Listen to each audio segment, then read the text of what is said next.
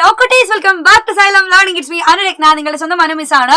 Okay, മക്കളെ എല്ലാവരും നിങ്ങളെ ക്രിസ്മസ് എക്സാമിന് വേണ്ടിയിട്ട് തകർത്ത് പ്രിപ്പയർ ചെയ്തുകൊണ്ടിരിക്കുന്നുണ്ടാവും അല്ലെ. അപ്പൊ നമ്മുടെ ഫ്രാക്ഷൻസിൽ നിന്നും നിങ്ങൾക്ക് എന്തായാലും ക്രിസ്മസ് എക്സാമിന് ഒരു ചോദ്യം ഉറപ്പായിട്ടുള്ളതാണ്.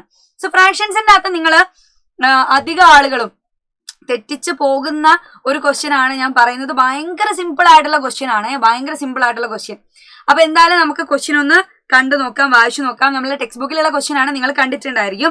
100 മുട്ട 12 വീതം എത്ര പെട്ടികളിൽ നിറയ്ക്കാം എന്നുള്ളതാണ് ക്വസ്റ്റ്യൻ. ഭയങ്കര സിമ്പിൾ ആയിട്ടുള്ള ക്വസ്റ്റ്യൻ ആണ് അല്ലെ. അപ്പൊ അധിക ആളുകൾ എന്ത് ചെയ്യും? 100/12 ചെയ്യും. 100നെ 12 കൊണ്ട് ഡിവൈഡ് ചെയ്ത് നോക്കും. അപ്പൊ ഈ ഒരു ചാപ്റ്റർ നിറയെ നിങ്ങൾക്ക് അറിയാം ഡിവിഷന്റെ രീതികളാണ് ഉള്ളത്. അപ്പൊ ഫ്രാക്ഷൻസിന്റെ ഫോമിൽ എന്താക്കും ഈ ഒരു ആൻസർ എഴുതി കൊടുക്കാനും ചാൻസ് ഉണ്ട്. ചോദിച്ച ചോദ്യം എപ്പോഴും നിങ്ങൾ ശ്രദ്ധിക്കണം. എത്ര പെട്ടികളിൽ നിറയ്ക്കാം? ബോക്സുകളുടെ എണ്ണം മാത്രമേ ചോദിച്ചിട്ടുള്ളൂ. അപ്പൊ എന്തായാലും എന്റെ കുട്ടികൾ എന്ത് ചെയ്യും? 100നെ 12 കൊണ്ട് ഡിവൈഡ് ചെയ്യണം എന്നുള്ളത് മനസ്സിലായിട്ടുണ്ടായിരിക്കാം.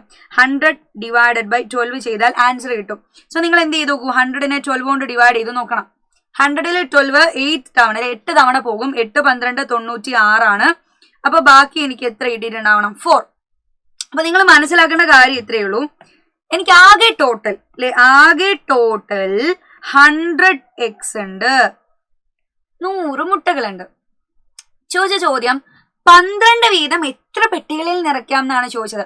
അപ്പൊ ഞാൻ ഒരു ബോക്സ് എടുത്തു എന്ന് വിചാരിച്ചോ. 1 ബോക്സ് അല്ലെ, ഒരു ബോക്സ് എടുത്തു. ഒരു ബോക്സ് എടുത്തപ്പം അതിൽ ഞാൻ എന്ത് ചെയ്തു? 12 മുട്ടകൾ നിറച്ചിട്ടുണ്ടായിരിക്കും. 12x ഞാൻ നിറച്ചു. അതുപോലെ 8 ബോക്സുകൾ എടുത്തപ്പം എത്ര മുട്ടകളായി? 12 × 8 96xകൾ ഞാൻ നിറച്ചു. ബാക്കി എനിക്ക് 4 മുട്ടകൾ അല്ലേ, ബാക്കി 4 മുട്ടകൾ ബാക്കിയുണ്ട്. 4x റിമൈനിങ് ആണ് അവിടെ, ശരിയല്ലേ? 4x അവിടെ പെൻഡിങ് ആണ്, ബാക്കിയുണ്ട്. പക്ഷെ 4 എണ്ണം മാത്രമല്ലേ ബാക്കിയുള്ളൂ. 12 എണ്ണം ഉണ്ടായിരുന്നെങ്കിൽ അടുത്തൊരു പെട്ടിയിൽ നമുക്ക് നിറയ്ക്കാമായിരുന്നു. പക്ഷെ അവിടെ 12 മുട്ടകളില്ല, 4 മുട്ടകളെ ബാക്കിയുള്ളൂ. ഇവിടെ നമ്മളോട് ചോദിച്ച ചോദ്യം എത്ര ബോക്സുകളിൽ നിറയ്ക്കാമെന്ന. അപ്പൊ നമുക്ക് ശരിക്കും എത്ര ബോക്സുകളിൽ നിറയ്ക്കാം? 8 ബോക്സുകളിൽ നിറയ്ക്കാം. അപ്പൊ ഉത്തരം 8 ബോക്സ് ആണ്. 8 ബോക്സ് ആണ് ഇവിടുത്തെ ഉത്തരം. അപ്പൊ നിങ്ങൾ എന്ത് ചെയ്യണം? കൃത്യമായിട്ട് എഴുതി കൊടുക്കുന്ന സമയത്ത് പറയണം 96 മുട്ടകൾ അല്ലേ. അപ്പൊ നമുക്ക് 100 മുട്ടയിൽ 96 മുട്ടകൾ 8 ബോക്സിൽ നിറയ്ക്കുമ്പോൾ അത് ഫില്ലാവും. ബാക്കി നമുക്ക് 4 മുട്ടകൾ അല്ലെ, 4x റിമൈനിങ് ആയിട്ട് അവിടെ പെൻഡിങ് ഉണ്ടായിരിക്കും. അപ്പൊ ആൻസർ 8 ബോക്സ് ആണ് കേട്ടോ, 8 മുട്ടകളാണ്. റെഡി?